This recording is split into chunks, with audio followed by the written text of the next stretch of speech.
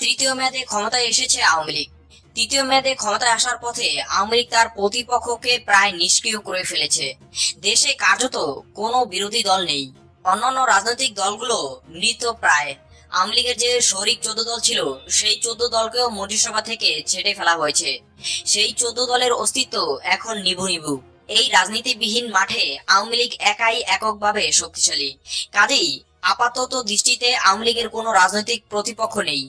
রাজনৈতিক কোনো আন্দোলন সংগ্রাম আগামী কিছুদিন আওয়ামী লীগকে যে মোকাবেলা করতে হবে না, সেটা প্রায় নিশ্চিতভাবেই বলা যায়।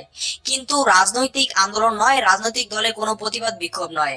আওয়ামী লীগ কিছু সামাজিক ইস্যু এবং সামাজিক আন্দোলন নিয়ে কিছুটা সতর্ক অবস্থানে রয়েছে।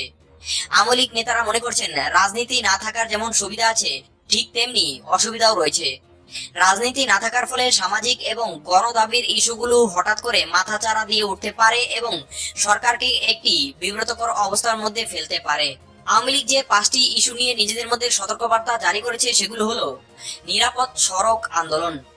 শিক্ষার্থী আবরারের মৃত্যুর পর আবার নতুন করে নিরাপদ সড়ক আন্দোলন শুরু হয়েছে, যদিও এই আন্দোলন 28 মাস পর্যন্ত স্থগিত করা হয়েছে। তৃতীয় দফা নিরাপদ সড়ক আন্দোলনের একটি তাৎপর্যপূর্ণ দিক হলো সাধারণ শিক্ষার্থীদের একটি নেটওয়ার্ক তৈরি হয়েছে এবং তারা অনেক বেশি সংগঠিত। মাত্র কয়েক মিনিটের নোটিশে তারা পুরো ঢাকা শহরকে অচল করে দিতে পারছে। এটা আওয়ামী লীগের জন্য উদ্বেগজনক এবং আওয়ামী লীগ এই বিষয়টিকে সতর্কভাবে পর্যবেক্ষণ করছে। কারণ এরকম একটি সংগঠিত জনগোষ্ঠীকে কেউ যদি তার পক্ষে নিয়ে যায়, তাহলে সরকারের জন্য একটি বিব্রতকর পরিস্থিতির সৃষ্টি হতে পারে। গ্যাসের মূল্যবৃদ্ধির আন্দোলন।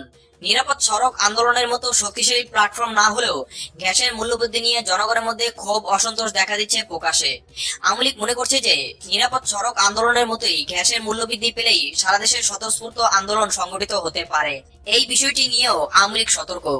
আওয়ামী লীগ মনে করছে, এইভাবে যদি সাধারণ মানুষের আন্দোলন শুরু হয়, সেটা সরকারের জন্য বিপজ্জনক হতে পারে।